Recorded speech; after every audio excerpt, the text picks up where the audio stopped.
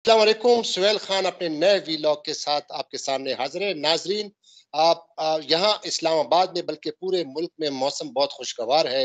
रमज़ान का बाबरकत महीना जो है वो इन प्रोग्रेस है और मौसम बड़ा खुशगवार है। एक किस्म की सर्दियाँ दोबारा वापस आ गई है, लेकिन साथ ही साथ आप ये अंदाज़ा लगा सकते हैं कि ये जैकेट मैंने पहनी हुई है, मौसम कितना खुशगवार और ठंडा मौसम है। लेकिन दूसरी जानिब पाकिस्तान में सियासी टेम्परेचर जो है वो बहुत ज्यादा दर्ज हरारत उसका जो है वो बहुत ज्यादा गर्म हुआ है। और सियासत के साथ साथ अब जो पाकिस्तान का जो जुडिशल सिस्टम है, पाकिस्तान की जो अदलिया है, वो भी हुकूमत की जानिब से जेर अताब आई हुई है। इसी असना में आज जो 13 जमातों की जो हुकूमत है, आज उन्होंने लाहौर में एक मशावरती इजलास किया, जिसकी सदारत वज़ीर आज़म मियां शहबाज शरीफ ने की और उनके तमाम जो इत्तेहादी पार्टियों के सरबराह हैं, जिसमें आसिफ अली जरदारी और उनके बेटे जो कि फॉरेन मिनिस्टर हैं, बिलावल भुट्टो जरदारी, मुस्लिम लीग नून से मरियम नवाज, इसी तरह लॉ मिनिस्टर आजम नजीर तारड़ और खुसूसी तौर पर जो हुकूमत के रिसेंटली जो अपॉइंट करदा अटॉर्नी जनरल है मंसूर अवान साहब, वो आज इस इजलास में खुसूसी तौर पर शिरकत की और आज उन्होंने बाकायदा तौर पर ये ऐलान कर दिया है या एलामिया जारी कर दिया है कि जो सुप्रीम कोर्ट ऑफ पाकिस्तान में इस वक्त चीफ जस्टिस ऑफ पाकिस्तान की सरबराही में 3 रुकनी जो बेंच इंतखाबात के हवाले से खैबर पख्तूनख्वा में और पंजाब में जो इंतखाबात के हवाले से जो केस चल रहा है, उस पर आज 13 जमातों ने मुकम्मल उस बेंच पर अदम एतमाद का इजहार कर दिया है और उन्होंने मुतालबा किया है कि इसके लिए फुल कोर्ट तश्कील दी जाए। लेकिन यहाँ नाज़रीन आपको बताता चलूं कि एक और इंटरेस्टिंग सिचुएशन है, और वो इंटरेस्टिंग सिचुएशन ये है कि आज चूंकि हफ्ते का दिन है और अमूमन जुमे के दिन या हफ्ते के दिन सुप्रीम कोर्ट ऑफ पाकिस्तान आने वाले हफ्ते के लिए जो केसों की काज लिस्ट जारी करती है, आज भी सुप्रीम कोर्ट ऑफ पाकिस्तान ने बाकायदा तौर पर काज लिस्ट जारी किया है, जो कि पीर से जो केसों की जो सुनवाई करेगी, उसमें सुप्रीम कोर्ट ऑफ पाकिस्तान ने खुसूसी तौर पर चीफ जस्टिस ऑफ पाकिस्तान ने 7 बेंचेस जो है वो कंस्टिट्यूट की है प्रिंसिपल सीट इस्लामाबाद में। और उन 7 बेंचों के अलावा 2 खुसूसी बेंच है और एक खुसूसी बेंच वही बेंच है, 3 रुकनी बेंच, जो इलेक्शन के हवाले से पाकिस्तान तहरीक इंसाफ के चेयरमैन इमरान खान की जो पिटीशन पे जो समात हो रही है, वो पीर को दोबारा उस पर कार्रवाई करेगा, उसकी समात करेगी। बावजूद इसके कि आज पीडीएम ने बाकायदा तौर पर ऐलान किया है कि उस बेंच पर उसको कोई अदम एतमाद का इजहार कर दिया है। इन जो आज का जो एलामिया है पीडीएम का 13 जमातों का और सुप्रीम कोर्ट की जो केसेस के फिक्सिंग का जो आज आया है लिस्ट, बड़ी इंटरेस्टिंग है और बहुत दिलचस्प मराइल में गुजर गई दाखिल हो गई है। इस वक्त मेरे साथ सीनियर जर्नलिस्ट इस्लामाबाद से फखरुर रहमान मौजूद है, हम इस पे तफसील से बात करेंगे। Fakhrur Rehman, thank you very much for joining me. जी, thank you Sohail for having me in your show. Thank you very much. Fakhrur Rehman, ये बताइएगा कि जिस तरह इब्तिदाइया में मैंने कहा कि अब सूरत हाल मजीद दिलचस्प हो गई है, अदलिया जो जेर एताब आ गई है हुकूमत की जानिब से, और वो जो इंतखाबात कराने में जो है वो मुखलिस नहीं है, सीरियस नहीं है। और आज जो इन्होंने पीडीएम ने जो इजलास बुलाया और इन्होंने जो एलामिया जारी किया और कल परसों सुप्रीम कोर्ट की दोबारा समात हो रही है और वही बेंच उस केस को सुनेगा, तो आप कैसा समझते हैं? Don't you think that's a very interesting situation? जी बिल्कुल, जैसे हमने पहले भी प्रोग्राम में आपको डिस्कस किया था कि 28 नवंबर 1997 को सुप्रीम कोर्ट पर हमला किया गया था। उस वक्त नवाज शरीफ वजीर आजम थे और उनके खिलाफ सज्जाद अली शाह चीफ जस्टिस जो थे, उनकी सरबराही में 5 रुकनी लार्जर बेंच तौहीन अदालत की केस की समाअत कर रहा था। ऐसी ही सूरत हाल जो है वो इस वक्त सामने आ रही है। गो कि इस वक्त तौहीन अदालत का मामला नहीं है, लेकिन तौहीन अदालत की तरफ जाने की पूरी कोशिश है। कल अटॉर्नी जनरल ने जिस तरह से अदालत को कहा था कि जी टेम्परेचर को कम करने की ज़रूरत है, तो आज जो पीडीएम का इजलास जिसका आपने हवाला भी दिया है, लाहौर में हुआ है, वज़ीर आज़म शहबाज शरीफ ने इसकी सदारत की है। तो फुल कोर्ट के ऊपर जिस तरह से अटॉर्नी जनरल को फुल डोज मिली थी और वज़ीर दाखिला राना सनाउल्लाह और मरियम औरंगज़ेब जो वज़ीर इत्तलात और नशरियात हैं, और फिर लॉ मिनिस्टर आजम तारड़ जो थे वो कोर्ट रूम में मौजूद थे। लगता है जो फुल डोज सुप्रीम कोर्ट ने दी और फुल कोर्ट बनाने का जो मामला था उस पर उनकी दरखास्त मुस्तरद कर दी थी, तो उनको बात अभी तक समझ में नहीं आई है। और आज जिस तरह से वज़ीर-ए-आज़म शहबाज शरीफ ने लाहौर में मीटिंग करके और उसके बाद जो पीडीएम का एलामिया सामने आया, इससे तो लगता है कि पाकिस्तान में कोई जमहूरी हुकूमत नहीं है, कोई सियासी जमात की हुकूमत नहीं है। ये 13 जमातों का टोला जो है, ये बाकायदा सिसिलियन माफिया तो इटली में जो था वो होता था और उस हवाले से मूवी बनी थी। लेकिन सिसिलियन माफिया का बुनियादी मतलब जो है वो बदमाश टोला आप कह सकते हैं। तो बदमाश टोला ने फैसला किया कि जनाब हम सुप्रीम कोर्ट के फैसलों का कोई एहतराम नहीं करेंगे और हम आइन और कानून की कोई पासदारी नहीं करेंगे। तो उनके लिए अर्ज है कि वो अगर ये पासदारी नहीं करेंगे और सुप्रीम कोर्ट पर इसी तरह से हमला करने की अपनी रविश को बरकरार रखेंगे, तो फिर इसके कॉन्सिक्वेंसेस जो हैं वो बड़े सीरियस किस्म के सामने आएंगे। और जिस तरह से इस वक्त इस्लामाबाद के कॉरिडोर्स में ये भी बाज़गश जारी है कि चीफ जस्टिस या दीगर जो जजेस साहिबान हैं, उनके खिलाफ सुप्रीम काउंसिल में कोई रेफरेंस भी दायर कर सकते हैं। तो मैं आपको ये बता रहा हूँ कि पाकिस्तान की जो वकला बरादरी है, बार्स एसोसिएशन है, वो सब फैसले कर चुके हैं कि किस तरह से सुप्रीम कोर्ट का आइन का और कानून का दिफा किया जाएगा। और खास तौर पे चीफ जस्टिस की सरबराही में जिस तरह आपने बताया कॉज लिस्ट जारी हो चुकी है और मंडे को समाअत भी होगी इस केस की।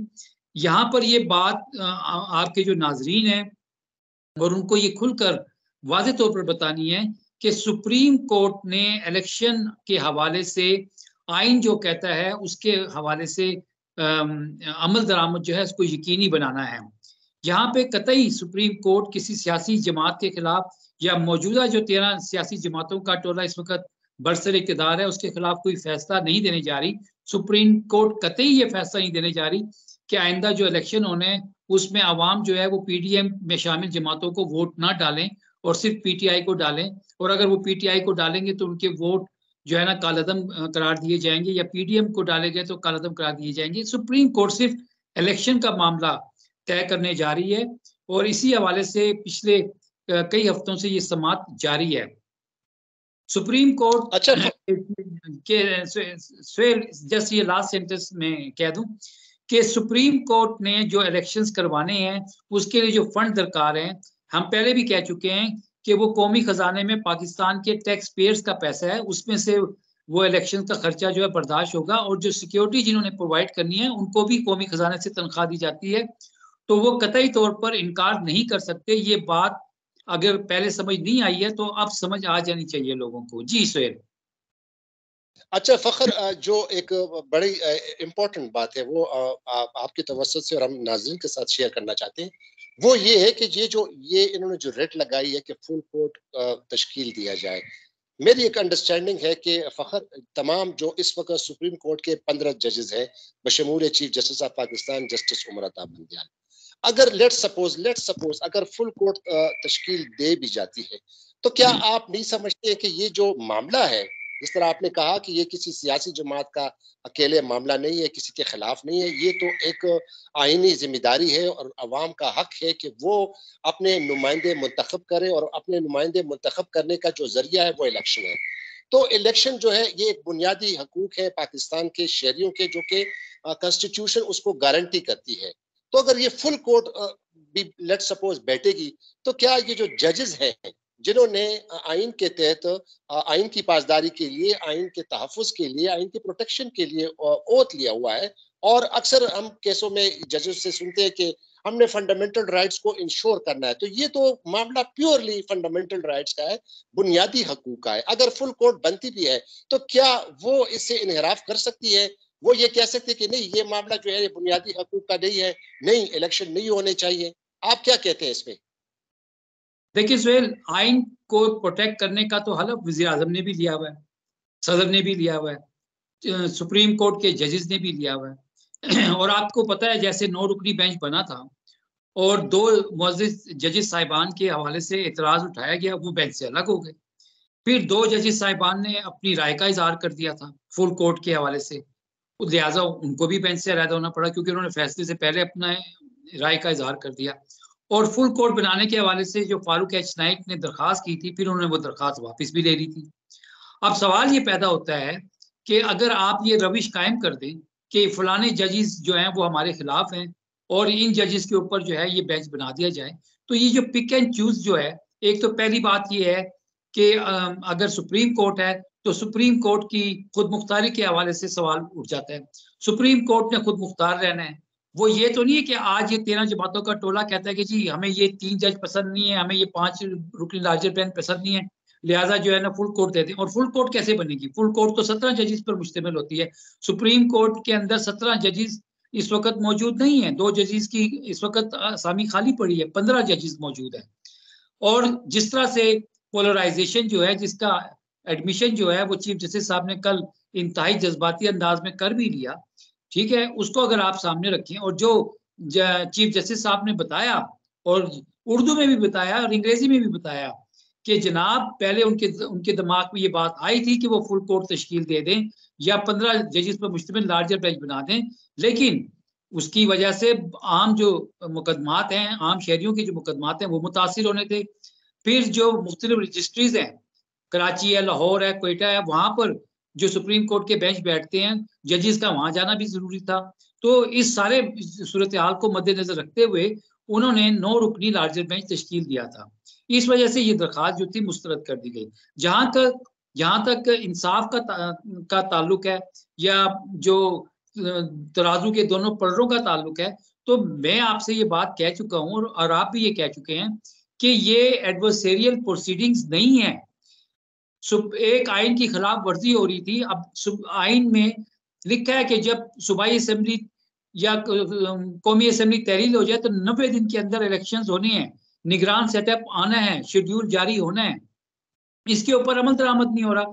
सुप्रीम कोर्ट क्योंकि आइन की तशरीह करती है, सुप्रीम कोर्ट ने मामले का सुओ मोटो लिया और सबको बता दिया कि किसकी क्या क्या जिम्मेदारी है। उसके बाद भी जब खिलाफ वर्जी हुई तो सियासी जमात जो थी पीटीआई वो सुप्रीम कोर्ट के पास आई।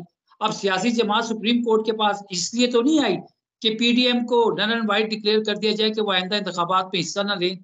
वो तो सुप्रीम कोर्ट में आए कि आइन के तहत जो इस वक्त रिक्वायरमेंट है उसको सुप्रीम कोर्ट जो है उस पर अमल दरामद करवाए। ये मामला है टोटल। इसके अंदर इलेक्शन कमीशन, सुप्रीम कोर्ट और रियासती इदारे, उनके हवाले से जो भी सुप्रीम कोर्ट फैसला करेगी वो अपने फैसले पर अमल दरामद के हवाले से करेगी या आइन के तहत जो चीज होनी चाहिए, अमल, सियासी अमल जो इलेक्शंस का है वो होना चाहिए, उस पर कराना है। तो हमें तो इस चीज में पढ़ना नहीं चाहिए। और अगर ये रविश आज कायम हो गई तो इसका ट्रिकल डाउन इफेक्ट जो है वो हाई कोर्ट्स पे भी होगा।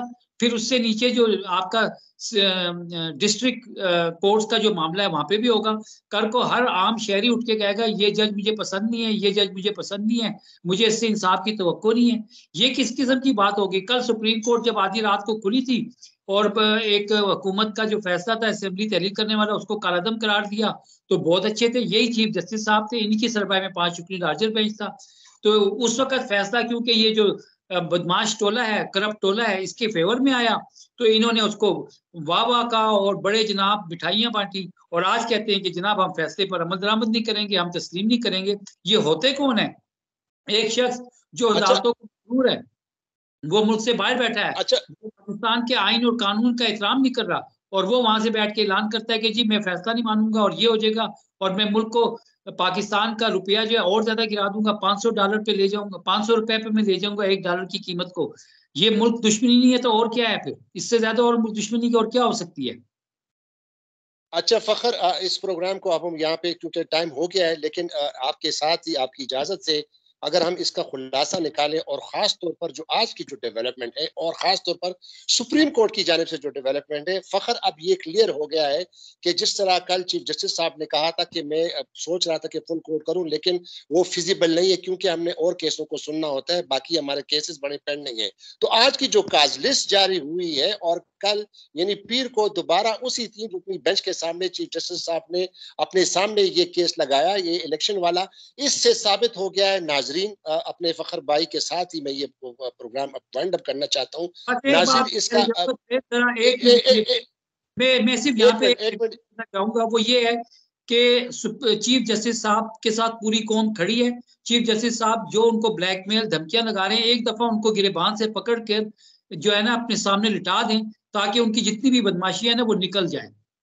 बस मैं ये अच्छा तो नाजरीन जी, जी, जी। तो नाज़रीन, इससे अब ये साबित होता है कि जिस तरह फ़खर भाई ने भी कहा और जिस तरह इस वक़्त सुप्रीम कोर्ट की अदालत के खिलाफ़ हुकूमत ने जो एक महाज़ खड़ा किया हुआ है और किस तरह उनकी जो है किरदारकशी की जा रही है, जजों के खिलाफ़ बातें की जा रही हैं और पीर के लिए जो उसी बेंच के सामने चीफ जस्टिस ऑफ पाकिस्तान ने वो इलेक्शन वाला केस लगा दिया, तो ये क्लियर कट एक पैगाम है इस हुकूमत को, इस 13 जमातों की हुकूमत को और जो वकला बिरादरी में जो ये चीजें साजिशें कर रही है, हुकूमत का टोला बन रही है, ये चीफ जस्टिस ऑफ पाकिस्तान का एक खुला मैसेज है। वो जो है ना डट कर खड़े हैं और इंशाल्लाह इंशाल्लाह इस अवाम की तकदीर बदलने के लिए, अवाम की फलाह बहबूद के लिए, अवाम के बुनियादी हकूक के तहफ़्फ़ुज़ के लिए हो सकता है कि अब पीर को बाकायदा तौर पर इसका फैसला आ सकता है और जब इंतखाबात होंगे तो मुल्क में खुशहाली आएगी। बाहर के लोग जो है ना अब हमारे मुल्क में कोई इन्वेस्टमेंट नहीं करना चाहते क्योंकि इन्होंने एक ऐसी सिचुएशन डेवलप कर दी है कि यहाँ पे तो बिल्कुल अमन-ओ-अमान का सूरत हाल खराब है, यहाँ तो कुछ नहीं हो सकता, पाकिस्तान में कोई सरमायाकारी करने के लिए तैयार नहीं है तो चाहते हैं, इमरजेंसी लगवाना चाहते हैं मुल्क में ताकि सारा खेल ही खत्म हो जाए। जी, जी, जी। तो नाज़रीन, अब देखना ये होगा कि अवाम और लोग जो है अब किस तरह चीफ जस्टिस ऑफ पाकिस्तान के साथ डट कर खड़े हैं और किस तरह अब मुतवक्के है कि supreme court of Pakistan election के हवाले से पीर के दिन क्या फैसला सुनाती है और अगर हुकूमत की तरफ से कोई और अटका जो है रोड़े अटकाए जाते हैं या कोई गैर यकीनी सूरत-ए-हाल पैदा करना चाहते हैं, तो उसके बाद में तो ये पीर को पता चलेगा। लेकिन अब तक के लिए हमें इजाज़त दीजिए, टाइम ज़रा बहुत ज़्यादा हो गया, लेकिन मेरे नए देखने वालों से दरख्वास्त है कि मेरे इस चैनल को ज़रूर सब्सक्राइब कीजिएगा और हमें अपनी फीडबैक ज़रूर दिया करें ताकि हम आपके साथ बेहतर से बेहतर प्रोग्राम करें और आपके साथ अच्छी इन्फॉर्मेशन शेयर करें और आपको अपडेट करें। तो खुदा हाफ़िज़, पाकिस्तान ज़िंदाबाद।